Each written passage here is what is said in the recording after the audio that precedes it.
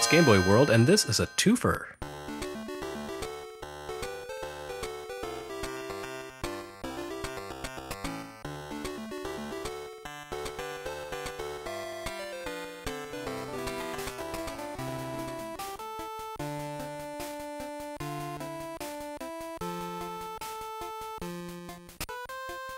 Until now, Game Boy World has focused on a single game at a time.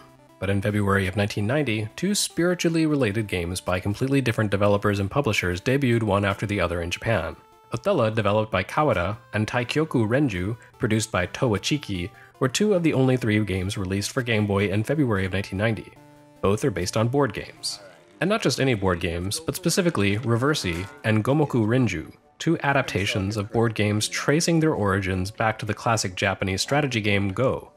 Both involve two players taking turns, vying for control of a grid by maneuvering black and white stones. Of the two, Othello is the more globally familiar game. Actually, Othello is just a trademark name for Reversi, kind of like how Battleship formalized some rules and marketing for common tabletop war games. The official line on Othello, according to manufacturer Pressman, is that it was developed in the 70s by Goro Hasegawa, a Japanese game fanatic who based his creation on the classical Japanese board game Go.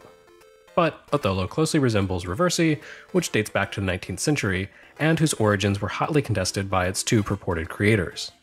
In any case, it uses pieces inspired by Go on a smaller version of a Go board, with the ultimate goal of occupying the largest number of spaces.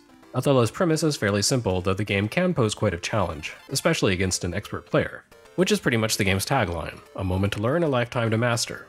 And Othello, for Game Boy, certainly isn't shy about letting you know you've yet to master the game. A man versus computer match will almost inevitably end in tears. Othello has no qualms about kicking your butt.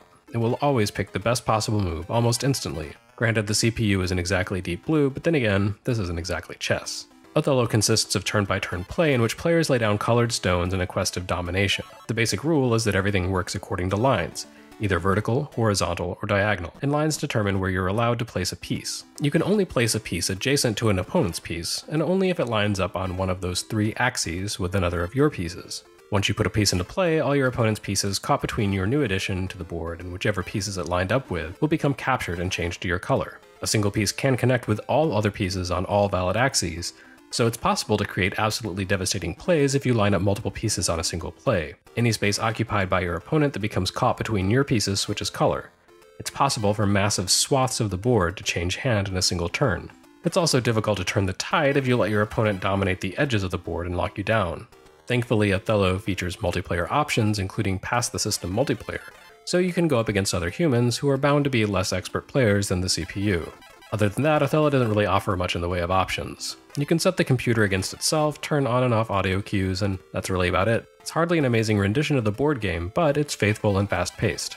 Interestingly, Othello represents the sole video game endeavor ever undertaken by developer Kawada. The studio published Othello on 3 different Nintendo platforms, Game Boy, NES, and Famicom Disk System, but has no other video games to its credit. However, Kawada has a long history in games and toys, having been established back in 1952. These days, they're best known for making high-end construction toy nanoblock. Clearly, Othello was a toy company's attempt to take part in the Famicom boom by sticking with a familiar subject, though evidently that experiment didn't pan out and the company soon returned to less virtual toys. Which, I suppose, is another similarity between Othello for Game Boy and its chronological counterpart Taikyoku Renju. Both were produced by companies whose primary business was toys. In the case of Taikyoku Renju, that manufacturer was Towa Chiki. NES fans may know Towa Chiki from its long line of really terrible Famicom games. They produced a number of dreadful Sherlock Holmes titles, as well as A Week of Garfield. In fact, I would go so far as to say Taikyoku Renju is the shining highlight of the company's history as a game publisher. It's nothing amazing, but it's decidedly competent. On a mountain of garbage, that makes it king of the hill. But really, considering what this game is, it offers an embarrassment of riches. You can choose from multiple different music selections, ranging from rock to enka, and all of it's pretty good. Even more impressively, despite this being a game based on a distinctly Japanese board game, despite the fact its developers had to know this would never be released outside Japan, it has an English language option. That's crazy. But it's great. Few foreigners would ever seek out Taikyoku Renju, but it's actually much more fun than Othello. It's based on the Renju variant of Gomoku, which isn't nearly as mysterious as that may sound. Basically, it's Connect 4. The name of the game is Connect 4. Gotcha! 4 cross. One more game.